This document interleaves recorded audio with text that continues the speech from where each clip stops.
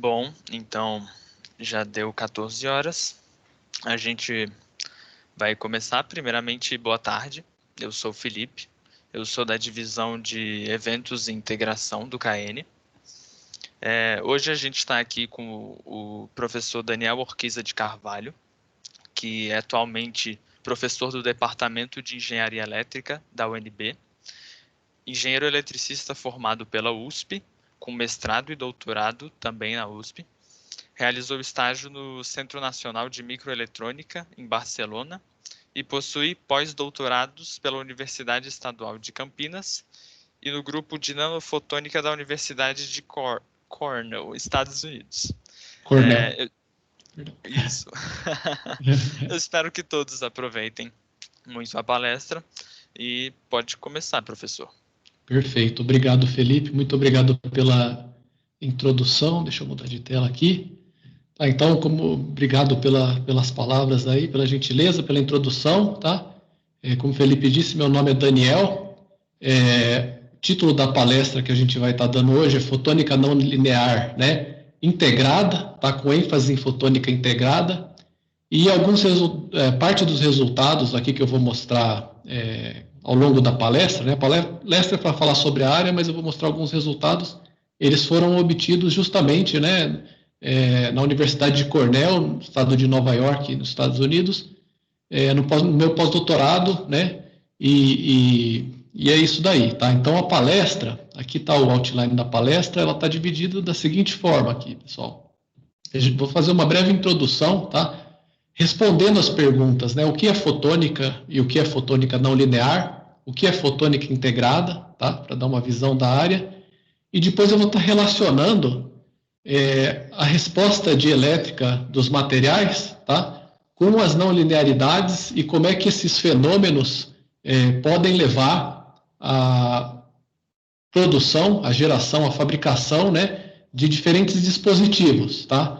Isso é introdução, aí a partir desse ponto eu vou, né, mencionar os diferentes dispositivos que podem ser gerados, dispositivos ópticos, né, que podem ser gerados com a fotônica não linear, tá? Então, dispositivos para geração de frequência, de harmônicos, somas e diferenças de frequência, pentes de frequência, né, um conceito bastante interessante aí para as comunicações ópticas, né, tem aplicações vislumbradas aí para comunicações ópticas, também para espectroscopia, e falar de amplificação óptica, amplificação paramétrica, e por fim eu vou, né, fazer umas considerações finais aqui, tá? Então, vamos iniciar respondendo essas perguntas. O que é fotônica, tá? Primeiramente, o que é fotônica não linear. Então, a fotônica, ela lida, né, ela é a ciência física que lida com a geração, a detecção e a manipulação de luz, de fótons, né? Geração e detecção, né? Você tem lasers, LEDs, fotodetectores, fotodiodos, tá? Tem toda uma área de optoeletrônica aí que lida com isso. Mas, né, no que diz respeito à manipulação, isso pode englobar aí, né, emissão, transmissão, modulação de sinais, processamento de sinais ópticos, sensoriamento, amplificação óptica, tá? Diferentes áreas. Então, não é só tá relacionado com a óptica, tá? Mas é uma área mais abrangente que engloba, inclusive, a geração, né, lasers, detectores e modulação e outros tipos de coisa, né, que a óptica não necessariamente vai englobar, tá? Então, só para distinguir. E daí, né, dentro da fotônica, você tem uma sub-área que é a fotônica não linear, tá? Um sub-ramo, e ela estuda o comportamento, tá? Do vetor polarização em resposta com uma resposta não linear ao campo elétrico aplicado externamente. Então, basicamente, a fotônica não linear vai estudar a interação, tá? Luz, matéria, num regime não linear. E isso significa um regime de intensidade de campo ou de potência do feixe luminoso, muito alta, né? Bastante alta com relação à óptica ou à fotônica linear. Tá? Então, você tem altas potências e daí uma série de fenômenos acontece por conta dessa potência luminosa. Na ilustração aqui a gente vê, né, Fotônica e fotônica não linear pode ser realizada no espaço livre, então com lentes, prismas, espelhos e materiais, né, não lineares e uma série de coisas, né, lasers e detectores, mas ela também pode ser realizada dentro de fibras ópticas, né, e o que eu vou focar aqui também, tá, em substratos, em guias de onda fabricados em substratos planares, tá, utilizando tecnologia planar, que é a mesma tecnologia que é usada para fabricar transistores, né, de microeletrônica, tá, sobre silício, arseneto de galho, semicondutores e tal, essa tecnologia. Então tem essa distinção, né, ela pode ser feita no espaço livre ou de forma guiada dentro de fibras ou de guias de onda em tecnologia planar, tá? As principais aplicações de fotônica não linear, né? Você tem aqui, eu vou listar algumas, tem mais, de fato, tá? Conversão de frequência, conversão de comprimento de onda. Então, você imagina que você tem um feixe de luz, uma frequência, e você quer converter para outra cor, né, para outra frequência, tá? É possível fazer isso através de fenômenos não lineares. Amplificação de sinais ópticos, a gente já mencionou, tá? Geração de pentes de frequências, a gente vai ver em maior detalhe, tá? Geração de pulsos ultra curtos, então fenômenos ultra rápidos, tá? Tem toda uma sub-área aí que é óptica ultra rápida, né? Tem livros sobre esse assunto aí, e basicamente lida com a geração de pulsos ópticos de duração muito curta, né? Da ordem de femtosegundos, tá? De fato, é interessante mencionar que nós temos no Brasil aqui um pesquisador, professor da Unicamp, né, Brito Cruz, ele foi diretor científico da FAPESP, né, no estado de São Paulo, lá, por muitos anos, né? E ele manteve o recorde do pulso mais curto no mundo inteiro por uma década, né? A década de 90, acho que isso foi em 89, e eles conseguiram, enfim, gerar um pulso lá com duração de 6 femtosegundos, né? 6 vezes 10 a menos 15 segundos. Isso é o pulso mais curto que até sei lá, meados de 2000 se tinha conseguido gerar. E é um professor brasileiro, tal, e é interessante, né? Esse é um fato interessante, tá? Então, pulsos curtíssimos e tal, e esses, entre outras coisas, né, esses fenômenos aí de geração de pulsos ultracurtos e tal, eles são possíveis devido, em parte, à utilização de efeitos não lineares, né? Por exemplo, nesse caso aí, o efeito não linear que está por trás disso é o efeito que está, né, por trás de um dispositivo que chama absorvedor saturável, que é um dispositivo não linear, né? Não é muito tópico que eu vou cobrir aqui, tá? Eu vou me focar mais em fenômenos paramétricos, a gente já vai falar o que é isso, né? Mas para ver, né, a faixa de efeitos aí que estão englobados, tá? Além disso, tá? Efeitos não lineares ópticos, tá? Além de ter essas aplicações úteis, na geração de dispositivos úteis, eles também podem ter efeitos detrimentais. Então, a gente sabe que em comunicações ópticas, né, dentro de fibras ópticas, tal, na série de comunicações, né, os efeitos não lineares, eles podem gerar crosstalk entre canais, né, gerar uma série de efeitos indesejáveis, e por isso mesmo a área de fotônica não linear também é bastante estudada nesse sentido aí, né, de prevenir esses efeitos não lineares, tá? Por quê? Né, isso acontece porque, essencialmente, dentro de fibras ópticas, você tem a luz se propagando dentro de uma área ali muito pequenininha, ao longo de quilômetros, e os efeitos não lineares são cumulativos, tá? Então, isso é propício para que, com potências aí de miliwatts, você consiga gerar fenômenos não lineares, né? Geração de harmônicos, geração de outras frequências. Então, imagina que você tem um canal lá, onde você está propagando um sinal numa determinada frequência, e daí você gera outra frequência. Essa frequência pode cair, né, bem em outro canal e interferir com esse outro canal. Esse tipo de coisa que eu estou falando. Então, e são efeitos não lineares também, tá? Só que nesse caso aí, né, a fotônica não linear, vamos colocar assim, ela entra como um vilão, né? Então, com efeitos detrimentais. Mas, não obstante, tá? Eu vou estar falando de uma série de fenômenos aqui que geram dispositivos úteis também, tá? Não tem só esse lado negativo. Bom, e por fim, né, o foco aqui vai ser dado à fotônica não linear integrada, tá? O que é fotônica integrada, né? Também é o ramo emergente da fotônica, em que você utiliza guias de onda e cristais fotônicos e outros dispositivos, tá? Fabricados de forma integrada, né, e conjunta, no mesmo substrato, tá? Utilizando normalmente tecnologia planar, ou seja, imagina que você tem um chip, uma lâmina de semicondutor, e você fabrica guias de onda e lasers e outros dispositivos ópticos aí, todos na superfície, tá? Então isso aqui é fotônica integrada, né? A integrada, da fotônica integrada, significa ser integrada com outros dispositivos. Muitas vezes se usa esse termo de forma solta aí, para falar de dispositivos fabricados sobre um chip, com tecnologia planar, não é exatamente a mesma coisa, mas dá para entender do contexto, né? Tá? Então isso que é fotônica integrada, tá? Então aqui nós vemos uma imagem de microscópio eletrônico de um guia de onda fabricado sobre o que está aqui embaixo, um chip de silício, né? No caso aqui é material nitreto de silício e tal. Basicamente você tem o chip de semicondutor ou de elétrico, também é possível, né?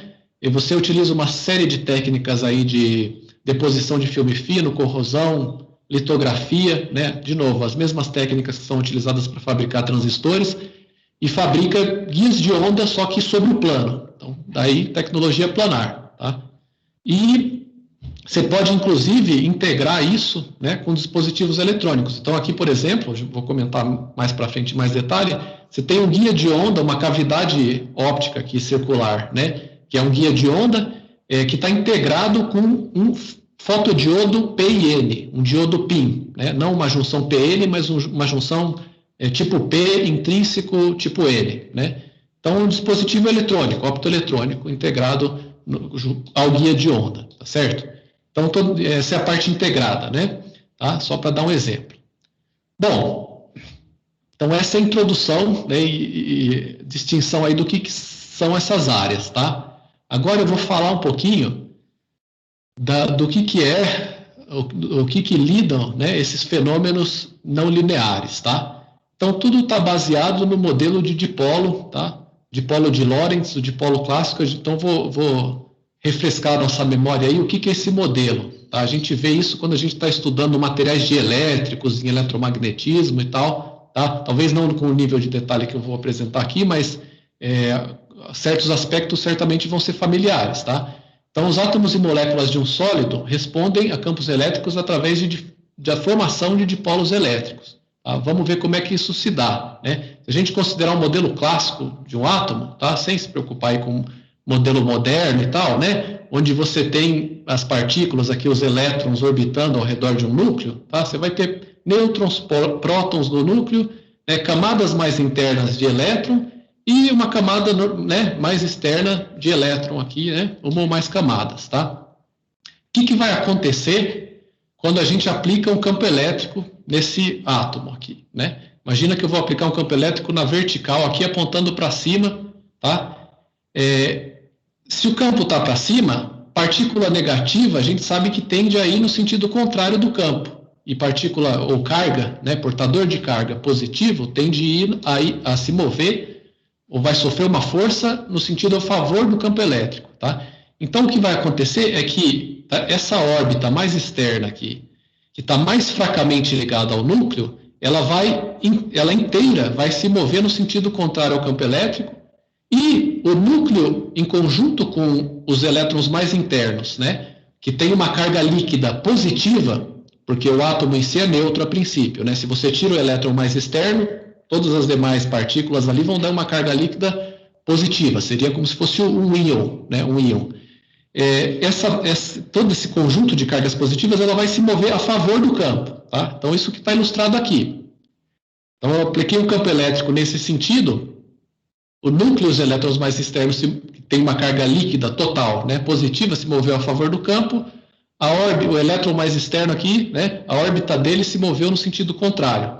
Então, você vai ter aqui, né, representando aqui dois polos, tá? Um polo que corresponde aqui, né, a essa carga equivalente a todas essas partículas mais internas, que é positiva, como a gente falou, e o outro polo negativo correspondente ao centro da órbita do elétron mais externo. Tá? Só para ter uma visualização do que a gente está tratando aqui. Então, você tem, o dipolo é isso, né, dois polos, um polo positivo e um polo negativo, tudo bem? E ele passou a existir a partir do momento que você aplicou um campo elétrico, porque o conjunto de cargas aqui, que tem valor líquido positivo, se moveu, né, na direção do campo, os elétrons mais externos aí se moveram no sentido contrário, e você tem agora não mais, né, o centro desse polo positivo e desse polo negativo coincidindo com o mesmo ponto no espaço, mas estando agora formando um dipolo e estando em duas posições diferentes aí no espaço, tá?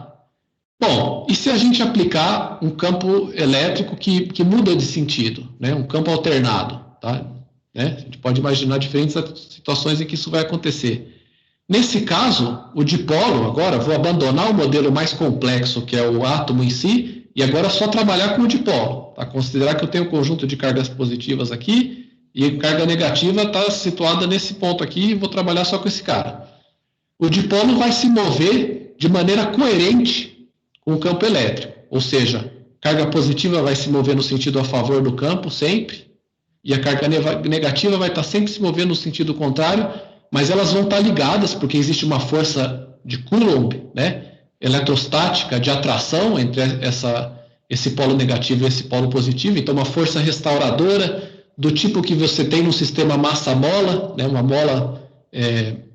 uma força restauradora desse tipo, tá? Então, se você aplicar um campo elétrico externo, né, oscilante, alternado, vamos falar assim, você vai ter oscilação do dipolo. O dipolo vai oscilar no espaço. Tá? Faz sentido que seja assim, porque carga positiva tende a se mover a favor do campo, carga negativa no sentido contrário, e nós temos isso. Tá? Isso é semelhante aí ao que a gente aprende quando a gente está estudando, né, de eletricidade. Tá? Então, vamos considerar aqui, né, esse problema aqui. A gente tem um capacitor com duas placas metálicas, uma aqui em cima e outra aqui embaixo. A gente aplica uma diferença de potencial, que dessa forma aqui vai gerar um campo elétrico para cima, aqui, né, exatamente como a gente falou. E você vai ter um dielétrico aqui no meio que vai ter um conjunto, vai ser composto de um conjunto de átomos, né? A princípio vão estar eletricamente neutros, tal, na ausência de um campo externo, mas ele vai existir, e a gente está ilustrando só alguns aqui, mas lógico, o material tem da ordem de 10 a 24, né, 10 a 23, 10 a 24 átomos por centímetro cúbico, né, se você imaginar um cubo de 1 centímetro por 1 centímetro por 1 centímetro, 10 a 24, então uma quantidade bem maior do que a gente está ilustrando, né, mas é só a ideia aqui que a gente quer passar. Então, se a gente lembrar disso, tá? O vetor polarização é definido como o momento de dipolo médio por unidade de volume. Tá? Então, ou seja, vamos considerar que a gente está aplicando essa diferença de potencial, que vai existir um campo elétrico na vertical para cima aqui. Né? O que vai acontecer? A partir do momento que você aplicou o campo, exatamente esse fenômeno que eu descrevi anteriormente, aí de formação de dipolos, vai se passar, tá? Com cada átomo ou cada molécula, você vai ter a formação de um dipolo nesse sentido a favor do campo. Então, você vai ter uma série, um conjunto de dipolos aqui dentro do material. Tá? E daí, cada um desses dipolos vai ter um momento de dipolo. Né? O que é o momento de dipolo? É a carga do dipolo, carga positiva, né? ou a carga negativa em módulo, vezes a distância física entre os dois polos. É só isso, né? Q vezes D. Então, e o vetor polarização é o momento de dipolo médio, se você tomar a média, por unidade de volume. Tá? Então, só para lembrar esse conceito e falar, né? Em meios lineares, esse vetor polarização ele está relacionado com o campo elétrico aplicado. Né? Veja que o vetor polarização vai estar na direção dos momentos de dipolo que estão indicados aqui. Por essa equação aqui, uma relação linear. Tá? Então, estou tentando chegar aí no ponto de falar de não linearidades, né? Mas você tem uma relação linear entre polarização e o campo elétrico. E a constante de proporcionalidade, essa daqui, é o que, né, susceptibilidade elétrica, vezes o ε0, permissividade do vácuo, do espaço livre. Né? Tá? Então, esse que a princípio para um material onde você está aplicando, imagina nesse experimento aí do capacitor, você está aplicando um potencial DC, né, no capacitor, mas, enfim, você está aplicando uma diferença de potencial aí e contanto que esse campo elétrico não seja muito intenso, né, você não tenha um E muito grande, essa relação aqui vai ser válida. Você vai ter uma relação perfeitamente linear, onde esses termos aqui vão ser lineares, vão ser constantes, vamos falar assim, né? Não vão depender do campo elétrico, tá? Não vão ser uma função do campo elétrico, mas vão ser constantes em termos do campo elétrico, tá? Então, a susceptibilidade elétrica aqui é uma constante que depende do material. Então, só lembrando esses conceitos aí, tá? Você vai ter um vetor polarização aqui no mesmo sentido que o campo elétrico, né? Basta olhar para a equação aqui, tá? Eles apontam no mesmo sentido, dentro do material, então você tem isso. A mesma coisa vai acontecer, né, se você tiver um material polar, tá? Imagina que você tem um material que não é só um conjunto de átomos ali, né? Um conjunto de elementos de um único tipo, mas você tem moléculas ali, né? Pode ser que essas moléculas tenham uma polarização, um momento de dipolo próprio, cada uma delas. Mas que no conjunto, esse material, né, porque você não está aplicando nenhum campo externo, esses momentos de dipolo estão apontando em direções aleatórias. Nesse caso também, na ausência de potencial e na ausência de campo elétrico, você não vai ter um momento de dipolo, nem um vetor polarização resultante, porque cada dipolo está apontando num sentido, eles vão se cancelar, né? Uma vez que você aplica um campo elétrico, tá? Eles tendem a se alinhar com o campo, e isso não vai acontecer de forma abrupta, como a gente está ilustrando, mas de forma gradual. Então, imagina que cada dipolo que a princípio não está alinhado com o campo, ele vai lentamente se alinhando com o campo elétrico, tá? De tal forma que essa relação linear aqui, para baixas intensidades de campo elétrico, ainda é válida. Isso aqui, não, né, a susceptibilidade não depende da intensidade do campo elétrico. Você tem uma relação linear, perfeitamente linear, entre o P e o E, porque tudo isso aqui é uma constante. Tudo isso aqui, melhor dizendo, não depende de E, né, do campo elétrico, tá? Aí eu vou só lembrar aqui, tá, que o vetor D, densidade de fluxo elétrico, tá, ele está relacionado com o vetor polarização por essa equação aqui, né? A densidade de fluxo elétrico dentro do material, vamos dizer, dentro desse dielétrico aqui que está entre as placas do capacitor, ele vai ter a contribuição do espaço livre, que é ε0 vezes o E, né? Isso aqui é o D que você teria no espaço livre, mais o vetor polarização. Então, o vetor polarização é a contribuição para a densidade do fluxo elétrico dos dipolos elétricos. Tá? Então, o dipolo elétrico tem carga positiva e negativa, ele vai gerar campo, tá? O campo, não o campo que você está aplicando por fora aqui, mas o campo do próprio dipolo, e esse campo vai estar nesse sentido, e ele vai ser contabilizado aqui dessa forma aqui, ele vai entrar no P. Tudo bem? No vetor polarização. Então, mais para a gente refrescar a memória com relação a esses conceitos, né? A gente poderia ir um passo além aqui e definir a permissividade relativa, εr, né? O εr vai estar relacionado com a susceptibilidade elétrica da seguinte forma: o εr vai ser 1 mais a susceptibilidade elétrica, 1 mais Q, tá? Então, esses conceitos aí, tudo bem, né? É o que a gente estuda quando a gente está tratando de fenômenos lineares, tá? Isso está relacionado aí com a permissividade de eletricidade, permissividade elétrica de materiais.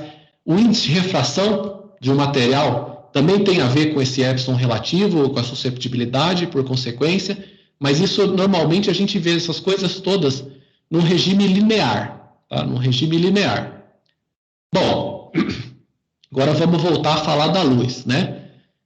A luz é uma onda eletromagnética e vai, por consequência, interagir com os dipolos elétricos. Se a gente imaginar, tá, um feixe luminoso, por exemplo, tá, ao longo do espaço, gerado por um laser, tá, com uma única componente de frequência, tá, com uma largura espectral bem pequenininha, então imagina que só tem uma frequência, você tem um laser muito bom que só gera uma frequência. O que você veria no espaço, em termos da distribuição do campo elétrico, da luz, seria algo desse tipo aqui. Esse seria o campo E, né? Luz é uma onda eletromagnética, então tem campo E e tem campo H, campo magnético. O campo magnético seria ortogonal ao plano da tela aqui, em todos os pontos, também teria uma forma senoidal, mas a gente está mais preocupado com E aqui, tá? Então, aqui só está sendo mostrado o campo elétrico, lógico, né? Uma onda eletromagnética também teria um campo magnético ortogonal ao E, e ele existiria ali, né? E se fosse uma onda harmônica, teria essa forma senoidal aqui, ok? Tá? Então, esse é o campo elétrico.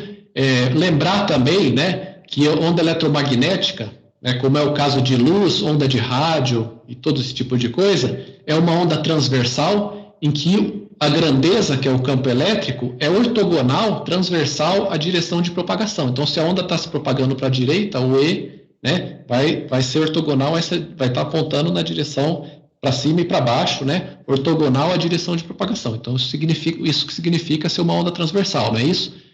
E daí tudo bem, tá? O que vai acontecer se essa onda eletromagnética que tem esse campo elétrico interagir com o dipolo agora, tá? Então, imagina que dentro do material você tem um conjunto de átomos ali, elementos, tá? Então, por consequência, dipolos vão se formar e a luz está passando ali dentro. Esses dipolos vão oscilar, tá? De forma coerente com o campo elétrico da onda eletromagnética. No caso, a luz, né? Para o que a gente está considerando. Então, note que quando você tem um pico positivo aqui de campo elétrico, a carga positiva vai na direção dele e a carga negativa no sentido oposto. E vice-versa, né? No semiciclo negativo, a carga positiva vai para baixo, né? Para baixo, e a carga negativa vai para cima. Então, ela oscila de forma coerente com o campo elétrico, tá? Como eu disse, esse modelo de dipolo aqui está relacionado com o conceito de índice de refração no regime linear do material, tal, né? Apesar de não ser isso que a gente querer entrar nesse mérito aí, mas é isso daí, tá? Agora, se a intensidade luminosa, tá? Se a amplitude desse campo elétrico aqui, ela for muito elevada, o campo elétrico pode levar os dipolos a oscilar em um regime não linear. A oscilar num regime não linear. O que significa isso, né? Imagina que você tem um campo muito intenso, que está fazendo a carga positiva ir para cima e a carga negativa ir para baixo, mas o campo é tão intenso que você não consegue esticar isso mais. Então, o momento de dipolo vai chegar num ponto que você, né, a princípio, num regime linear, a distância entre os polos do dipolo é totalmente proporcional ao campo, mas pode chegar num ponto que o campo é tão intenso que você satura e não consegue esticar mais, né, esse dipolo, tudo bem? Então você passa a entrar num regime não linear, nesse sentido, né, simples assim. Então, você vai ter esse tipo de interação que a gente acabou de descrever, mas num regime não linear, tá? Você pode ter outros fenômenos aqui existindo. Tá? Se você chegar, né, nesse ponto de ter campos tão intensos que você está num regime não linear, tá? Você pode ter os seguintes fenômenos: geração de luz em outras frequências, né, harmônicos e subharmônicos, amplificação de sinal, né, amplificação de sinais, alteração de índice de refração do material. Ali na região de maior potência você tem o índice de refração, região de menor potência outro índice de refração, autofocalização, tá? Vários fenômenos que acontecem por conta dessa resposta não linear. Então, vamos passar a falar disso, tá? Antes da gente, né, começar isso, eu vou falar só um pouquinho, um slide aqui sobre como é que é o formalismo matemático disso aqui, tá? Então, a princípio, você tem algo parecido com o que a gente falou, né? No regime linear, você vai ter a magnitude do vetor polarização P, ele é ε0 vezes a susceptibilidade vezes o campo elétrico. Aqui eu só estou mostrando a magnitude, por isso que eu tirei a setinha do vetor, né? Tá?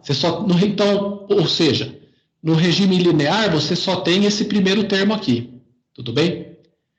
Então, só a parte linear. ε0 é uma constante, não depende de E. O que grego, né, a susceptibilidade não depende de E, tudo constante aqui, e você tem isso aqui.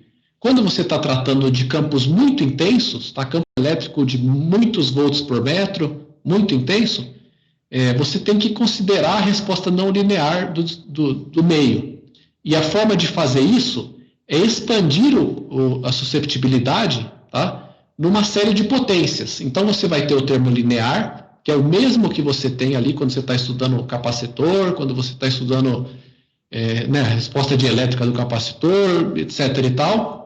Mas, né, então esse Q1 aqui é o Q linear, mas você vai ter além disso, né, um Q2, tá, uma susceptibilidade não linear de segunda ordem, é o nome desse cara aqui, que vai estar multiplicando o campo elétrico ao quadrado, mais um Q3 multiplicando o campo elétrico ao cubo, e assim, né, você vai ter N termos aí, Q4 multiplicando E à quarta e assim por diante, ou seja, se expandiu, né, o vetor polarização ao redor de E numa série de potências, tá? E todos os termos acima do Q linear aqui, né, do Q1, eles vão compor, né, a magnitude do vetor polarização não linear. Então, por isso que está distinguido aqui, né? A gente está fazendo a distinção do P não linear, né? P não linear, vetor polarização não linear, a magnitude do P não linear, e o P linear, que é o P usual, tá? No regime linear. Tá? Então, todo esse cara aqui. E aí, eu estou falando tudo isso só para falar o seguinte, tá? É um pouquinho só sobre formalismo matemático. Se você considerar que o P tem essa resposta não linear, né, que é feita dessa forma aqui, expandido em série de potência, meio parecido com o que você faz quando você faz uma expansão em série de Taylor, né? Algo desse tipo aqui, tá? E você substitui esse vetor polarização lá nas equações de Maxwell e na equação de onda, para obter a equação de onda, você vai ter isso daqui, tá? Algo que é absolutamente semelhante à equação de onda, tá? Então, homogênea, né? Laplaciano do campo elétrico, menos 1 sobre a velocidade de fase ao quadrado, vezes a derivada de segunda ordem no tempo do campo elétrico, igual a zero, seria a equação de onda homogênea, que aconteceria no meio sem fontes, sem cargas, né? Mas, nesse caso aqui de você considerar o vetor polarização na sua forma expandida aqui em série de potências, essa parte não linear, ela vai aparecer aqui, tá? Se você fizer essa substituição, do lado direito como uma fonte, tá? Na mesma posição, né, que uma corrente ou uma carga apareceria na equação de onda com fonte, tá? Ou seja, só para resumir aqui, né? Essa vetor polarização não linear aqui, ele vai funcionar, ele vai agir como se ele fosse uma fonte no sentido de gerar ondas eletromagnéticas, certo? Isso não é uma equação de onda, né? Que está relacionada com onda eletromagnética, vai descrever o comportamento de ondas eletromagnéticas e tal. Se você tem uma fonte aqui, você tem algo que está gerando ondas eletromagnéticas. Então, a parte não linear do vetor polarização vai gerar, né, ondas eletromagnéticas. Então, harmônicos, né, somas de frequência, diferença de frequência, subharmônicos, outras componentes de frequência e outras coisas, tá? Então, é isso daí. Daí, se você continuar esse formalismo que eu estou mencionando, você vai conseguir derivar matematicamente, inclusive a eficiência, tá? A eficiência, os ganhos, né, as eficiências dos processos não lineares que eu vou descrever a seguir. Tá? Então, é só o comecinho aqui do formalismo, que eu estou, né, dando para dar uma ideia aqui, tá? E você consegue derivar tudo matematicamente e tal, e ter expressões para os ganhos e tal. A ideia não é fazer isso, eu vou descrever qualitativamente os fenômenos, tá? Mas só para dar essa indicação, tá, do caminho que se segue aqui, né? Tudo bem? Então, ok. Tá? A gente falou aqui da susceptibilidade de segunda ordem, de terceira ordem. Então, vamos ver o seguinte, o material com Q2, susceptibilidade de segunda ordem, aquele termo que estava multiplicando o E ao quadrado, né, na expansão em série de potências, ele pode, né, dentro de um material que tem essa propriedade, gerar o segundo harmônico, né, vai ser a luz interagindo com o material, mas auxiliar na geração do segundo harmônico de um sinal na frequência ômega. Então, imagina que você tem um feixe de luz aqui, né, numa frequência ômega, vai ter um comprimento de onda associado e tal, entrando dentro de um material que tem essa susceptibilidade de segunda ordem. Tá? Na saída, você vai ter o feixe original, mais um outro feixe, tá, com uma frequência que é o dobro da frequência original. Então, geração de segundo harmônico. Tá? Esse diagrama é o diagrama de conservação de energia, né, significa que para cada 2 fótons aqui, tá, na frequência original, eles vão ser depletados ou aniquilados e você vai gerar um fóton na frequência do segundo harmônico, né? Tá?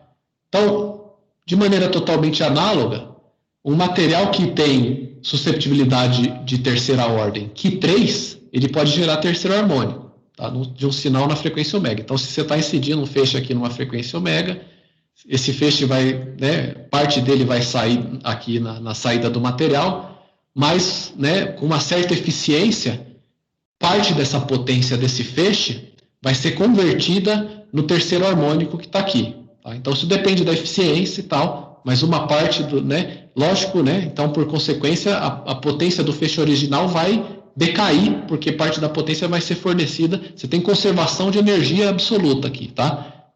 A energia que não foi transferida para o terceiro harmônico ficou na fundamental, né? Tá?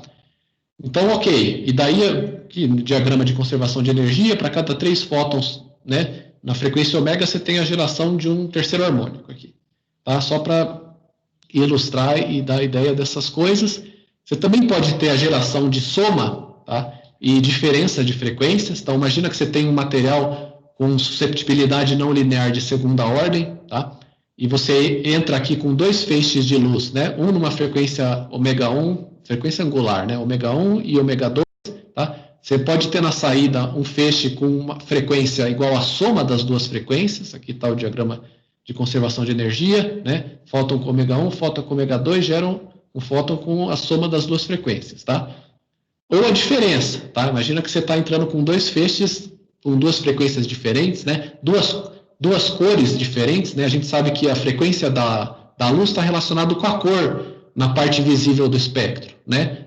Luz azul tem uma frequência, luz vermelha tem outra frequência, assim por diante. Então, imagina que isso aqui fosse uma luz vermelha, ou melhor dizendo, isso aqui fosse uma luz azul e isso aqui fosse uma luz vermelha, né? Você teria na saída uma luz com uma terceira cor, cuja frequência seria a subtração das 2 frequências originais. Faz sentido o que eu estou falando isso aí? Então, só para dar um exemplo talvez mais tangível aqui, né? E aqui, né? Então, imagina que essa frequência ômega 1 aqui é bem grande e você vai subtrair dela uma frequência ômega 2 menor, tá? E vai acabar tendo uma frequência gerada, né? Da subtração de ômega 2 de ômega 1, que vai ser igual a ômega 3, a diferença. Tá? Então, você tem conservação de energia.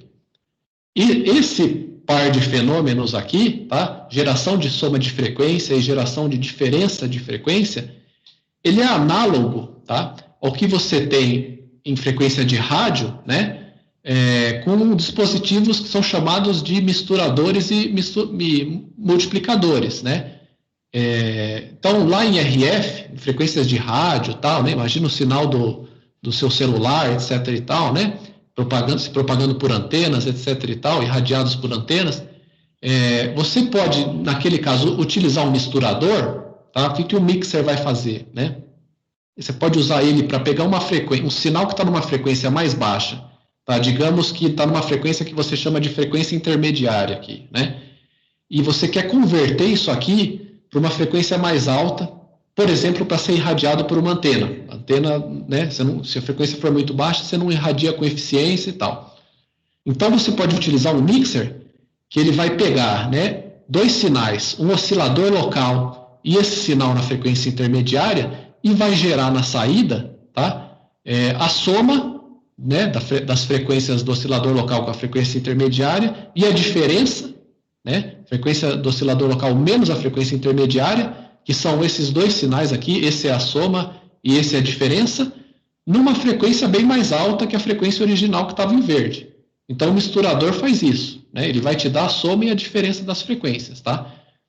Esse dispositivo aqui, né, em termos de radiofrequência, misturador, ele é fabricado, ou ele é feito, construído, vamos dizer assim, com dispositivos não lineares, como transistores e diodos, não é isso? Então, você vai usar um transistor ou um diodo, a resposta ali, né, em termos de tensão do transistor ou do diodo vai ser não linear, e você usa esse tipo de dispositivo para obter, né, para misturar os sinais, vamos falar assim, tá? Então, você vai usar dispositivos ativos aí que a gente sabe que são não lineares, né, transistores e diodos, tá? Só para fazer uma analogia. Em contrapartida, tá? Em óptica, você pode usar materiais não lineares, né, e essa propriedade de não linearidade aí dos materiais, para fazer coisas similares, tudo bem? É justamente o que eu falei no slide anterior, tá? Gerar a soma das frequências e a diferença das frequências. Tá? Dá para ver a similaridade aqui, né? Tá? Então, para aplicações aí, né, por exemplo, de comunicações ópticas, etc. e tal. Então, isso é uma possibilidade, tá? Ok.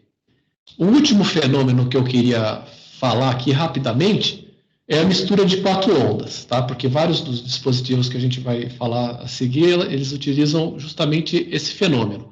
A mistura de 4 ondas é o seguinte, né? Imagina que você tem dentro de um meio que tem susceptibilidade não linear de terceira ordem, Ki3, tá? 3 ondas, né? Com frequências ômega 1, ômega 2 e ômega 3, respectivamente, tá? Se propagando, né, simultaneamente, no mesmo sentido, né? Nesse meio que tem Ki3, tá? Uma quarta onda, com a frequência que pode ser dada por qualquer uma dessas combinações aqui, pode ser gerada, tá? Dadas as condições adequadas, né? Então, você pode ter uma quarta onda com frequência igual a ômega 1 mais ômega 2 menos ômega 3, ou ômega 1 menos ômega 2 mais ômega 3, e todas as combinações disso aqui, tá? Então, isso é a mistura de 4 ondas, porque tem 4 frequências envolvidas, e isso vai acontecer dentro de um meio que tem susceptibilidade não linear de terceira ordem, ok? Tá? Um caso particular de bastante interesse é quando essas duas frequências, ômega 1 e ômega 2, coincidem. Então, ômega 1 é simplesmente igual a ômega 2, aí você vai ter aqui, né, você poderia substituir, no caso da soma aqui, esses dois termos simplesmente por 2 ômega 1, tá? E daí você vai ter, nessa situação, tá? Que essa frequência, a gente vai dizer que ela está degenerada, tá? E daí, isso é usado normalmente quando você vai fazer amplificação de sinais, tá? Entre outros fenômenos. Então, você imagina que você tem a frequência ômega 1 coincide com a frequência ômega 2, tudo bem? E elas têm, né, uma potência equivalente igual à soma das potências dessas duas componentes de frequência, né, ou desses dois sinais, vamos dizer assim, individualmente. A potência vai ser 2 vezes a potência de cada um dos sinais. Essa onda nessa frequência pode servir como bombeio, tá? Porque ele vai bombear, vai fornecer energia para o processo. Então, no diagrama aqui, né, de conservação de energia, você tem 2 bombeios aqui com exatamente a mesma frequência, tá?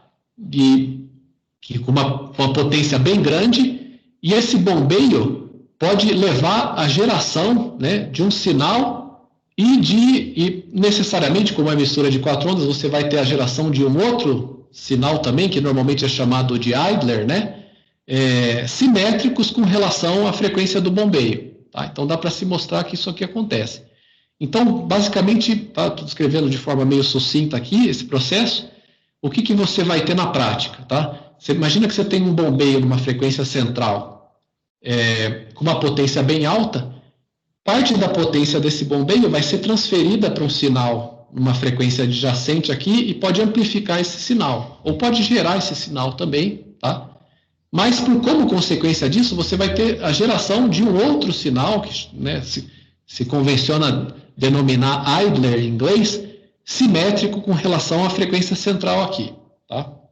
Então, esse fenômeno, em linhas bem gerais aqui, num slide só, né, a gente está descrevendo aí a mistura de 4 ondas, ok? E aqui a gente ilustra mais ou menos, né, olhando para um dipolo só, esse processo, tá? Imagina que esse sinal aqui, ou essa onda eletromagnética, esse campo elétrico de uma onda eletromagnética, né, corresponde à frequência de bombeio, então ele tem uma amplitude razoavelmente grande, tá? E ele interage com o dipolo elétrico do material, lógico, tá? No material você vai ter uma infinidade de dipolos, então isso vai acontecer e vai se somar, né, com muitos dipolos, não é um dipolo só, tá? Mas ele vai interagir com o dipolo de tal forma a fornecer energia para esse dipolo oscilar. Então, parte da energia do campo elétrico da onda eletromagnética, ela vai ser atenuada, né? Ela vai ser consumida, tá? Então, você vê que do lado esquerdo aqui você tem uma amplitude de campo maior e essa amplitude decresce porque justamente você tem dessa interação, né, um consumo de potência aí por parte do dipolo. Em contrapartida, o dipolo vai gerar, tá, um sinal em outra cor, com outra frequência, a gente vê aqui, né, o período desse cara é diferente do vermelho e tal, em outra frequência que é a frequência do sinal. Então, aqui está ilustrando o processo, né, dessa forma aqui, tá? Como se a gente estivesse olhando para um dipolo só. A mesma coisa pode se dar com a amplificação de um sinal. Então, imagina que você tem um bombeio aqui, né, um pump, com uma amplitude da mesma forma grande, e você quer amplificar um sinal bem pequenininho aqui, tá? Então, da mesma forma, o bombeio vai fazer o dipolo oscilar e vai fornecer parte da energia para esse dipolo, tá? Parte da potência, e esse dipolo vai gerar, né, vai fazer com que o sinal, que a princípio tinha uma amplitude pequena, passe a ter uma amplitude de campo elétrico grande. Então, amplificou o campo elétrico e, por consequência, amplificou a potência também, né? Que é proporcional ao campo elétrico ao quadrado, ao módulo do campo elétrico ao quadrado. Então, você tem a amplificação da potência desse sinal em azul aqui, tá? A energia está vindo do sinal de bombeio, que está em outra cor, que está em outra frequência e está ilustrado em vermelho aqui, tá? Então, esse é o princípio aqui do amplificador paramétrico, tá? Ok. Eu quis dar um apanhado geral dos diferentes fenômenos, tudo bem? Nesse ponto, acho que a gente já tem uma ideia aqui dos fenômenos que estão envolvidos. Agora eu vou falar um pouco sobre como isso é feito na prática, tá? O estudo de fenômenos não lineares ópticos, né, vem sendo feito desde a invenção do laser em 1960, né? Pouco tempo depois já tinha o pessoal estudando, tá? A princípio, isso era feito, né, no espaço livre, né? Então, imagina que você tem uma lente aqui, você tem um feixe de luz que está ilustrado aqui, né, incidindo na lente, e você quer focalizar esse feixe de luz dentro de um material. Um material não linear, que tem aquela susceptibilidade Q2 e Q3 elevadas, né? Então, você vai escolher o material apropriado, tal, e você quer focar. Por que você vai querer focar, né? Porque esses fenômenos todos que eu descrevi, eles vão ser tanto mais intensos, tá? Quanto maior a intensidade óptica. A intensidade óptica é potência por unidade de área. Potência por unidade de área na seção reta do feixe. Então, se você tiver um feixe com uma área um spot aqui, né, bem pequenininho, a intensidade é grande, porque é potência por unidade de área. A área entra no denominador, tá? Se a área é pequena, a intensidade é grande. E aí os fenômenos não lineares vão ser tanto maiores. Tudo bem? Tá? Então, a princípio, era feito isso, né? Você utilizava lentes e tal para focar, tá? Os feixes dentro de um sólido ali com propriedades não lineares. Só que acontece que essa distância em que o feixe se mantém focado é curta, tudo bem? Você não consegue manter um feixe focado por uma distância infinita, tá? Existe o parâmetro que é chamado de parâmetro confocal aqui, que é o B, né? E ele vai, dependendo da largura aqui da cintura do feixe, tá? Ele vai ser maior ou menor, mas de qualquer forma ele é da ordem de milímetros ou centímetros. Então você não consegue manter um feixe focado numa área bem pequenininha, né, por uma distância muito longa, tá? Agora, com a invenção da fibra óptica, ali também, meados da década de 60, isso mudou de figura, porque dentro da fibra óptica, você tem a luz, né, se propagando dentro do núcleo aqui, normalmente é óxido de silício, tá? Entre o núcleo e a casca, né? As outras camadas aqui, tá, são mais para proteção mecânica, revestimento aqui com diâmetros maiores, mas você tem um núcleo que já tem um diâmetro bem pequenininho, 8 micrômetros, e a casca, né, com 100, da ordem de 100 micrômetros, tal. O feixe vai se propagar, tá? Dentro desse núcleo, a maior parte da potência, vamos falar assim, né, ou uma boa parte da potência, dentro do núcleo, por uma distância que pode ser quilômetros, né? A fibra óptica, aí você pode ter fibras de quilômetros. Então, além, né, desses fenômenos não lineares, tá, serem mais intensos quando você tem intensidades altas, ou seja, potência por unidade de área alta, né, ou áreas pequenas, quanto maior o comprimento de interação da luz com a matéria, esses efeitos são cumulativos, né? E maiores vão ser esses efeitos de geração de harmônico, amplificação, etc. e tal. Então, a fibra é o meio ideal para isso acontecer, porque você tem justamente a luz focada numa área bem pequenininha ao longo de quilômetros, tá? Mais para frente, o pessoal tem investido em estudar guias de onda planares, como eu acabei de mencionar, né, que você fabrica em cima de um chip, tá? Porque você consegue fazer, né, essa seção reta aqui Então, isso é um guia retangular, né?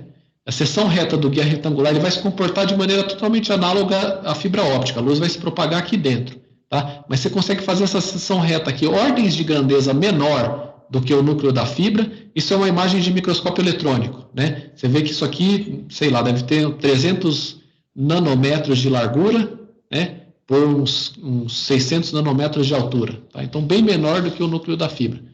Então, você consegue intensidades maiores ainda e você consegue explorar outros materiais, né? As fibras são tradicionalmente feitas, tem variações, né? Mas com óxido de silício, né? Com um conjunto de materiais ali que tem propriedades não lineares fixadas, tá? Usando essa tecnologia, você consegue explorar ainda um outro conjunto de materiais, ok? Que tem susceptibilidade não linear, propriedades não lineares ainda maiores, tá? Então, por exemplo, a gente pode citar o silício. O silício que é utilizado aí, né, como substrato para você fabricar transistor, microeletrônica comercial convencional, tá? Ele tem uma susceptibilidade não linear 100 vezes maior, tá? Ele tem não linearidade 100 vezes maiores do que o óxido de silício que é usado na fibra, tá? Então, você consegue eficiências bem maiores por conta dessas coisas aí, tá? Então, a comparação aqui, né? Você utilizar sólidos, né? Isso aqui normalmente você falaria bulk, né? No espaço óptica do espaço livre em conjunto com cristais e tal, fibras, né? E dispositivos fabricados com tecnologia planar apresentam essas vantagens, tá?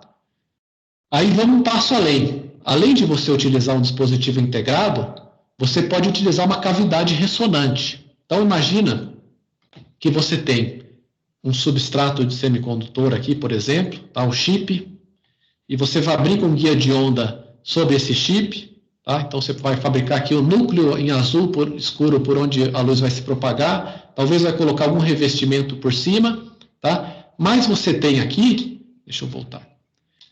Você tem aqui, além do seu guia de onda convencional, uma cavidade ressonante que é um ressonador em anel. Basicamente, o que esse cara vai fazer aqui, né, vai ser armazenar energia óptica, tá? Quando você incide um feixe de luz aqui, tá? Se a luz tiver a frequência adequada, o comprimento de onda adequado, ela vai se acoplar nesse ressonador em anel e vai ficar dando várias voltas aqui dentro, tá? Para isso acontecer, dá para se mostrar que o comprimento de onda da luz tem que ser exatamente tal que o perímetro do anel é um múltiplo do lambda, é um múltiplo inteiro do comprimento de onda. Por quê? Você imagina que se isso acontecer, né, quando a luz se propaga uma volta completa aqui, ela vai chegar de novo no mesmo ponto, exatamente com a mesma fase que ela partiu, e vai sofrer interferência construtiva consigo mesma. Tá? Vai sofrer interferência, então as ondas vão se somar, né? Isso vai acontecer para frequências específicas, que vão ser as frequências de ressonância, e vão ter seus comprimentos de onda relacionados específicos, né? Então, para esses comprimentos de onda, e só para esses comprimentos de onda, né, vai ter interferência construtiva, e é como se essa cavidade aqui chupasse a luz do guia de onda. A luz vai toda para o anel e fica armazenada ali. Por que eu estou falando tudo isso, né? Porque você, por consequência disso, né, como você pode ter interferência construtiva aqui e tal, você vai ter uma intensidade luminosa dentro da cavidade bem maior do que você tem no guia de onda. Tá? Então, você pode ter campos aqui bem maiores do que você tem no guia de onda, porque esse cara justamente ele armazena energia eletromagnética, né? Tudo bem? Então, você vai ter, né, altas intensidades que são, né, como a gente acabou de falar aí, para você ter fenômenos não lineares, quanto maior a intensidade de campo, quanto maior a potência por unidade de área, melhor. Então, na cavidade, é o melhor dos mundos nesse sentido, tá? Dentro da cavidade. Então, a gente vê uma simulação da magnitude do campo elétrico aqui, de uma onda eletromagnética se propagando e parte dela se acoplando no anel. Tá? É o que está sendo mostrado aqui. Ok, então você pode usar cavidades, tá? Além de fazer guias de onda integrado, tal, você pode usar cavidades. Tá? E eu espero que esteja claro qual que é a vantagem de fazer isso. Aí eu queria mostrar alguns resultados de experimentos e coisas que que são possíveis de fazer nesses dispositivos, tá? Aqui está sendo demonstrado a geração de terceiro harmônico dentro de um guia de onda feito com um material que tem susceptibilidade de terceira ordem, o Q3 que a gente mencionou, tá, pessoal? Então, você tem aqui, né, basicamente, luz infravermelha, numa frequência que a gente nem consegue ver, tá? E a câmera que capta a luz visível também não consegue captar. Entrando por esse guia de onda aqui e sendo acoplada para dentro do anel, se propagando aqui, dando várias voltas aqui dentro. E porque você tem altas intensidades dentro da cavidade, tá? Você vai ter a interação dessa luz infravermelha, tá? O comprimento de onda, não que importe muito aqui, mas é 1550 nanômetros, tá? É um comprimento de onda na terceira janela de telecomunicações, ou de comunicações ópticas. Então, esse comprimento de onda, né, essa luz aqui infravermelha que a gente não consegue ver, vai se propagar aqui dentro do anel e dar várias voltas e vai gerar o terceiro harmônico, que é a luz verde. Ela tem 3 vezes a frequência, mas ela tem 1/3 do comprimento de onda. Então, se a luz infravermelha tem comprimento de onda de 1550, tá? A luz verde tem um comprimento de onda de 500, 1/3 de 1550, tá? E ela está sendo gerada pelo material do guia de onda devido a efeitos não lineares. Você tem uma eficiência aqui, tá, da ordem de 1%, né, da potência da luz infravermelha é convertida em luz verde, mas isso já dá uma potência na saída aí da ordem de poucos miliwatts, tá? Então você tem luz verde com uma intensidade bastante grande sendo gerada aqui. Aqui a gente vê a mesma coisa para a geração de segundo harmônico, tá? Então imagina que aqui você tem luz infravermelho entrando, tá? Dentro do anel, com uma eficiência um pouco menor, a gente consegue ver, né? Você tem luz vermelha sendo gerada. Então a luz original tinha um comprimento de onda de 1550, o segundo harmônico tem um comprimento de onda que é metade disso, tá? 750, da ordem de 750 nanômetros de comprimento de onda. Essa luz vermelha está sendo gerada dentro do material por fenômenos não lineares, né? Está sendo convertida a partir da frequência no infravermelho, tá? Você vê que está um pouco amarelo aqui, porque além do segundo harmônico, você também tem terceiro harmônico, e daí você tem uma mistura, né? O verde do terceiro harmônico e o vermelho do segundo harmônico, mas isso está sendo gerado dentro do ressonador, tá? Esse é o ponto. Bom, aí indo um passo além, tá? Além de gerar harmônicos e soma e diferença de frequências que a gente comentou, né? Você pode gerar pentes de frequência, tá? Então, e isso vai acontecer exclusivamente em cavidades desse tipo aqui, né? Ou cavidades de diferentes tipos, mas nesse tipo de cavidade que é o ressonador em anel, isso vai acontecer. Basicamente, você bombeia, ou você tem uma luz com uma potência muito alta, que vai servir como bombeio, né? Ao redor de uma frequência central, aqui está ilustrado com esse verde, esse tom de verde aqui, tá? E você, nas diferentes ressonâncias, nas diferentes frequências de ressonância do anel, do ressonador, você vai ter a geração de diferentes linhas. Então, isso aqui é potência, né? Densidade de potência espectral em função da frequência.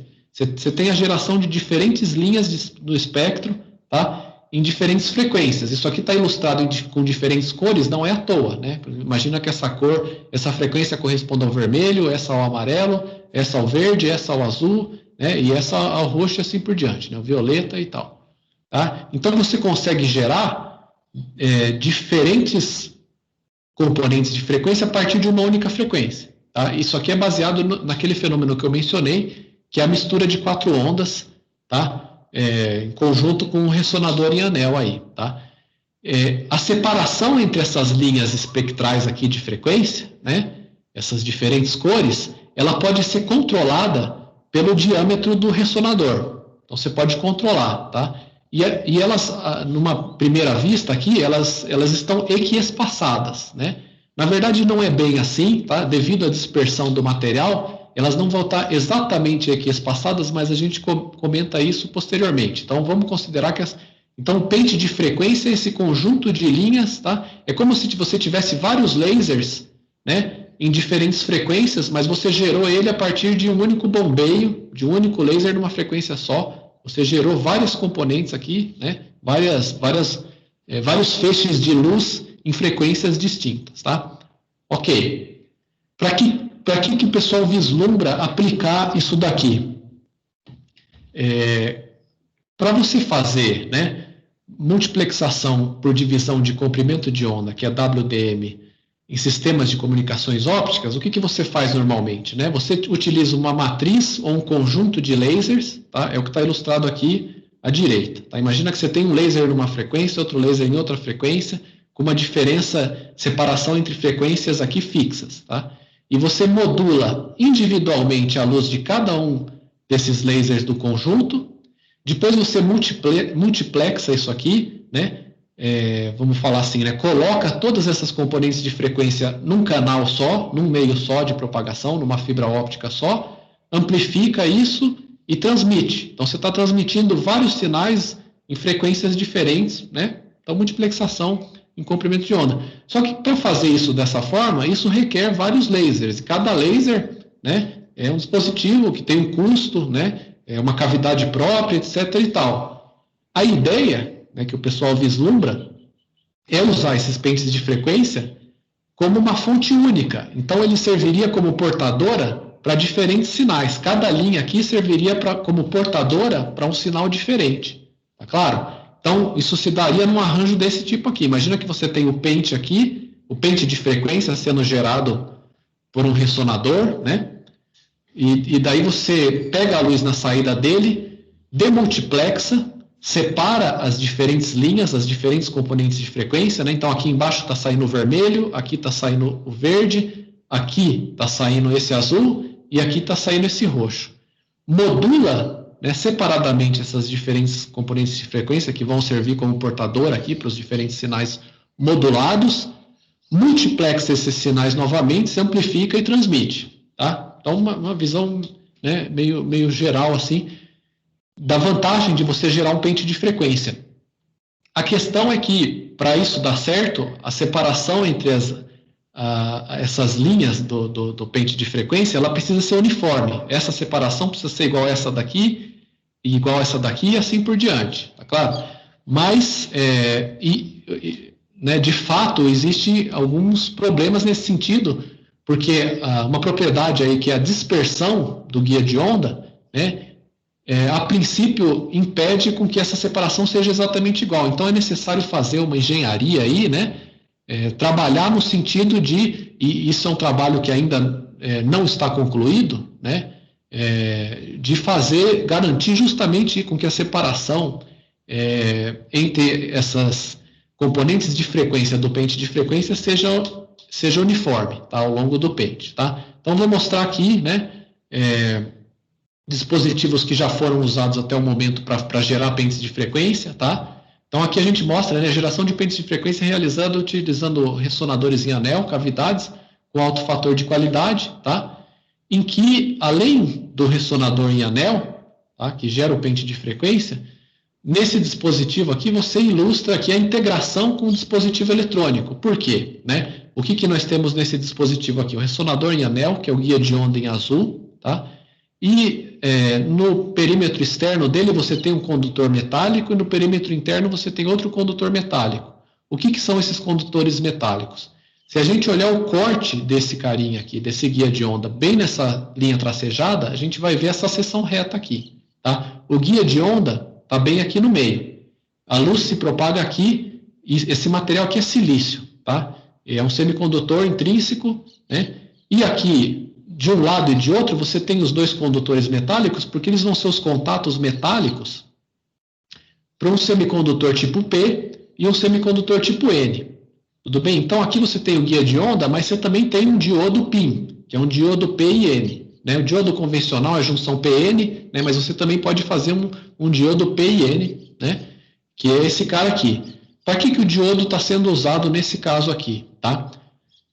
O diodo está sendo usado porque nesse experimento aqui ele foi polarizado reversamente. Então, esse semicondutor tipo N foi colocado num potencial maior do que o semicondutor tipo P, para criar uma região de depleção aqui no guia de onda e extrair os elétrons e as lacunas do semicondutor intrínseco para evitar absorção, tá? Porque, como eu disse, o silício ele tem uma não linearidade muito alta, mas, né, ele é um semicondutor. Então, se você incidir luz nele, né, ele vai ter geração de elétrons e lacunas ali, geração de portadores, tá? E vai ser altamente absorvedor, ele vai absorver bastante, tudo bem? Então, utilizando esse diodo reversamente polarizado aqui, você extrai elétrons e lacunas e faz com que o material absorva menos a luz e atenue menos a luz. Com isso, você consegue ter uma cavidade com menores perdas aqui, tá? Então, por que eu estou falando tudo isso? Né? Para ilustrar uma situação em que você tem a integração de um dispositivo optoeletrônico, que é o fotodiodo PIN, com um dispositivo de óptica não linear, que é a cavidade em anel, tá? Então, a partir da integração da história, né, é essa daí, você poder integrar dispositivos que têm finalidades diferentes, tá, no mesmo substrato. Bom, esse dispositivo em particular aqui, ele foi usado para gerar um pente de frequência, tá? E essa é a medida real obtida com um analisador de espectro óptico, tá? Você vê o bombeio aqui, né? Isso aqui é o espectro, não em termos de frequência, mas em termos de comprimento de onda, né? Mas, enfim, é o espectro. Você tem um bombeio aqui, que é um sinal central ali com uma potência bem grande, né? Num comprimento de onda, perdão, de 2.600 nanômetros, tá? E você está gerando todas essas linhas. Como o pente é muito grande, né? A gente não consegue ver o espaçamento bem definido aqui nessa figura, tá? Mas as linhas, se você der um zoom em alguma área aqui, você vai ver que elas estão relativamente equiespaçadas. Não é perfeitamente equiespaçadas, mas relativamente equiespaçadas, tá? E, né, isso aqui foi gerado numa região de comprimento de onda que é o infravermelho médio, tá? Que está ainda acima da terceira janela, né, da região de comunicações ópticas. Então, infravermelho médio. E isso aqui tem aplicações que o pessoal vislumbra para a espectroscopia, porque você tem diferentes moléculas de materiais orgânicos, tal, que têm estados de vibração justamente, né, nas frequências correspondentes a esses comprimentos de onda. Então, você poderia usar uma luz desse tipo aqui, coerente, tá, para fazer espectroscopia. Tá? Essa é a aplicação nesse caso aqui. Aqui a gente vê um pente de frequência, aí sim, ao redor da terceira janela de telecom. Né? Ela dá aqui, de comunicações ópticas, ela se dá aqui, né, centrada em 1550 nanômetros, que estaria mais ou menos aqui. Então, o bombeio, que é esse sinal aqui, esse pico aqui, né, no espectro, você vê que ele tem uma intensidade bem maior do que o pente que é gerado, né? Ele está, né, justamente em 1550 e ele gera todas essas componentes de frequência para cá e para cá, se estendendo desde 1000 nanômetros de lambda, né, comprimento de onda, até 2000, ou seja, quase uma oitava, né, em termos de frequência, tá? Um pente extremamente largo. Por outro lado, você consegue gerar pentes de frequência com larguras menores ou maiores, né, e distribuição de amplitudes diferentes se você projetá-lo adequadamente, tá? Isso é feito utilizando algo que é chamado de engenharia de dispersão, que é você manipular a geometria do guia de onda para você obter dispersões diferentes, né? E a dispersão é determinante aí para o ganho dos processos não lineares e vai determinar o formato do pente de frequência. Tá? Como eu falei, as aplicações, nesse caso aqui, né, seria um pente que está sendo vislumbrado aí mais para aplicações de comunicações ópticas, porque está ao redor dessa terceira janela de telecom, como a gente falou. Tá? Aí uma última classe de dispositivo que eu queria falar é amplificador paramétrico. Tá? Um tipo de dispositivo não linear aqui, né, também é baseado no mesmo processo de mistura de 4 ondas, que está por trás do pente de frequência que eu acabei de falar, o fenômeno físico é semelhante, tá? Mas você consegue amplificar o sinal. Tá? Então, você vai amplificar o sinal. Então, o que está sendo mostrado nesse gráfico aqui é uma simulação. Tá? A curva tracejada é um cálculo analítico e a curva cheia é uma simulação numérica. Você tem 2 bombeios aqui, tá? Uma com potência, né, da ordem de centenas de miliwatts ou watts, que estão nessas posições aqui destacadas em verde. E daí você consegue ter um ganho, tá? Esse aqui é o ganho que você teria para um sinal nessa faixa de comprimento de onda. Note que toda a janela, terceira janela de telecom está aqui dentro, tá?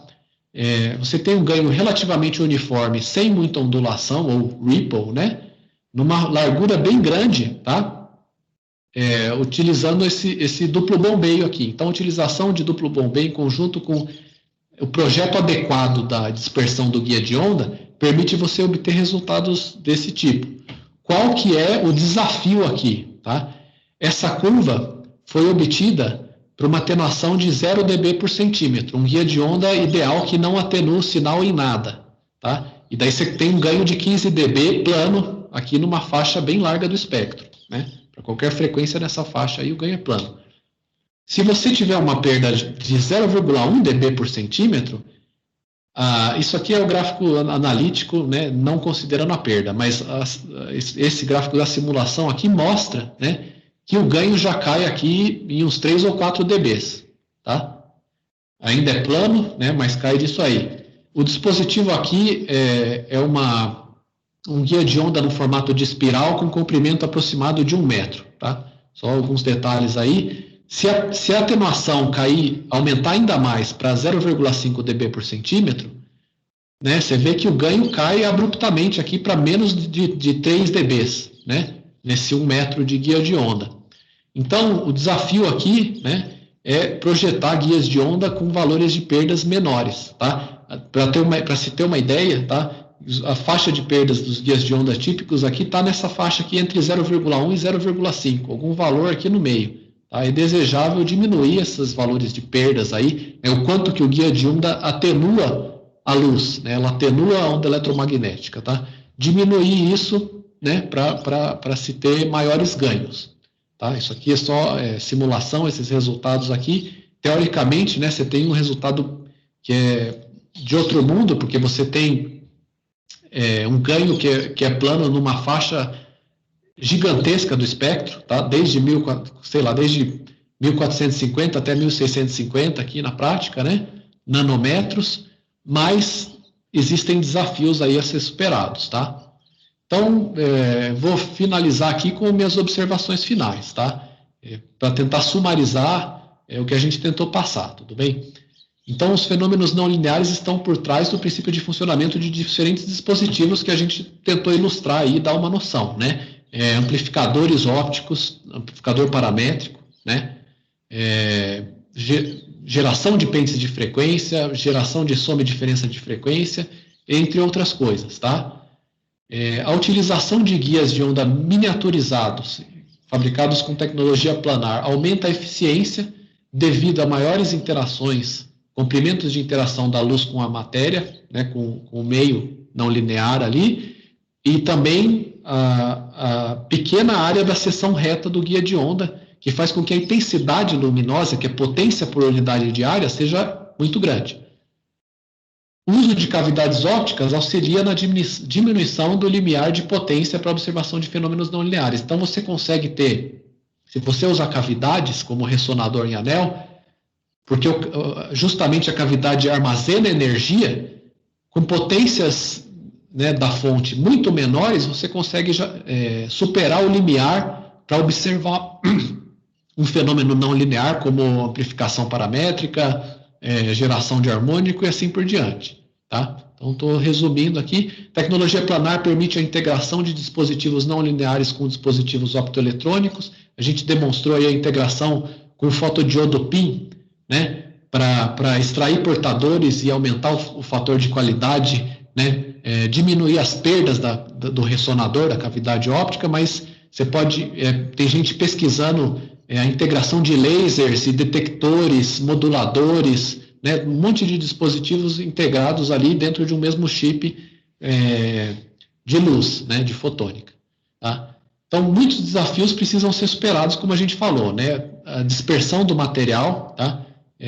Se procurar novos materiais com não linearidades maiores e perdas, né, atenuação baixa, diminuição das perdas, tá? Mas isso não deveria ser um fator que desencoraja, mas muito pelo contrário, né? É uma área de fronteira aí, tá? Que tem, nos últimos 10, 15 anos, se observou aí, né, um desenvolvimento fantástico, tá? Tá muito no estado da arte aí. Então, o fato de haver desafios é positivo porque tem campo de pesquisa aí, né? E coisas a serem feitas em termos de tanto de ciência básica, né? Quanto de desenvolvimento tecnológico, tá? Nessa área de fotônica e fotônica não linear em geral, tudo bem? Deixa eu só observar aqui.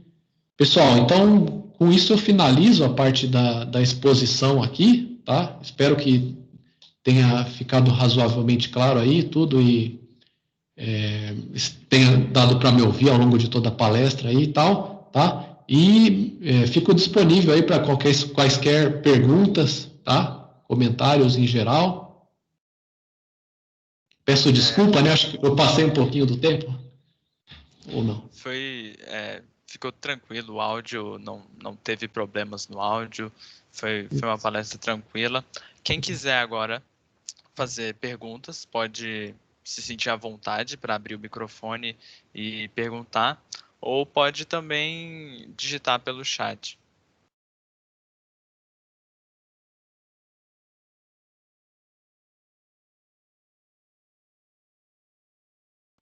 Professor, boa tarde. Boa tarde. Eu só fiquei assim, sem conseguir visualizar como é implementado fisicamente na parte que mostra o guia de onda junto com a cavidade ressonante. Eles ficam em contato um com o outro dentro daquela camada protetora que estava representado com uma cor verde? Isso. O guia de onda isso aqui, na verdade, é o seguinte, né? É uma ilustração que eu uso para falar também do processo de fabricação. Eu acabei não comentando muito, tá?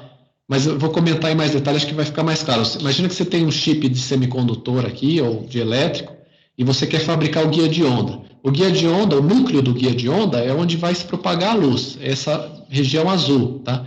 Mas para você definir ele, você faz isso em duas etapas. Primeiro você deposita um material azul sobre toda a lâmina e depois você precisa definir a geometria. Para isso, normalmente você usa uma máscara, tá? Que é esse material que está com uma cor metálica aqui, né? Aí você define essa máscara aqui usando, né, umas técnicas de litografia e deposição do metal e tal, e depois você corrói o material azul que está embaixo da máscara. Então esse material aqui metálico vai servir como proteção, né? E ele vai acabar caindo fora. Eu pulei a etapa, eu tirei a imagem aqui que tinha a etapa intermediária, que era só... Mas, enfim, ignora essa camada metálica aqui, tá? E considera que só tem esse núcleo do guia de onda, que é o material em azul, e depois tem essa camada protetora aqui. Ela só vai servir para proteger o guia de onda, tá? Ela também ajuda a diminuir as perdas, porque se você não tem uma diferença de índice de refração tão grande entre esse meio e esse outro meio aqui, as perdas do guia vão ser menores, mas ela tem só essas finalidades, é mais para proteger fisicamente o guia de onda.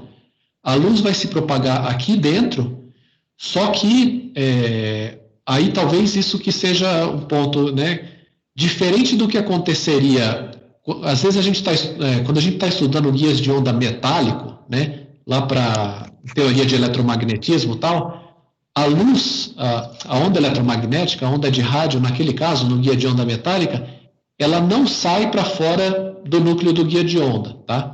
Aqui no guia de onda óptico, você pode imaginar que a luz vai estar se propagando aqui dentro, mas você vai ter, tá, vamos chamar assim, né? O termo correto é campo evanescente, tá? Mas você vai ter um rabicho aqui da luz, né, para falar de forma mais informal, vazando para fora do guia de onda, tudo bem? Então, parte da luz vai estar no núcleo, tá?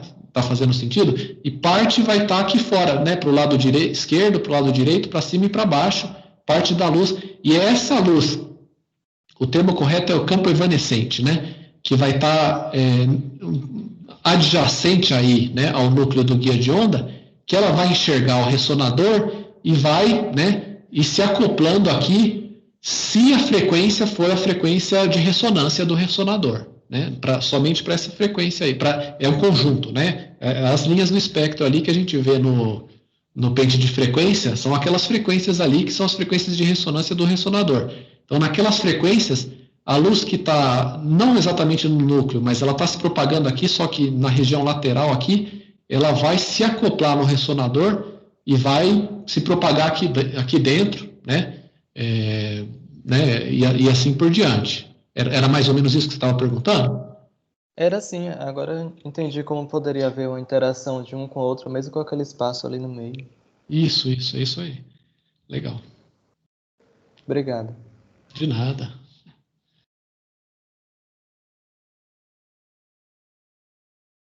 Pessoal, mais alguma dúvida aí? Tudo tranquilo?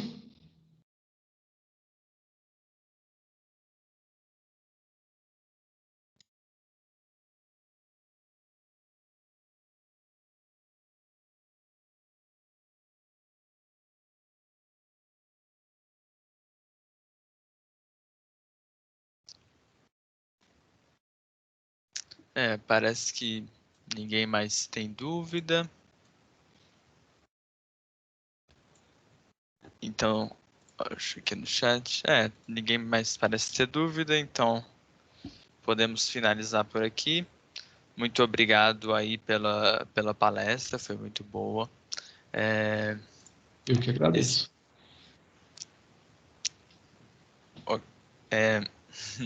Ok, tá. Então, eu queria agradecer o pessoal também, da minha parte, né? Obrigado pela atenção a todos aí. Espero ter podido mostrar um pouquinho do interesse na área aí, tá? E a gente fica, qualquer dúvida aí, vocês podem entrar em contato comigo posteriormente aí sobre a palestra, tá? Tranquilo, por e-mail ou pela plataforma Teams. Obrigado pela atenção aí, pessoal. Valeu, Felipe. Obrigado a todos. Muito obrigado. Muito obrigado.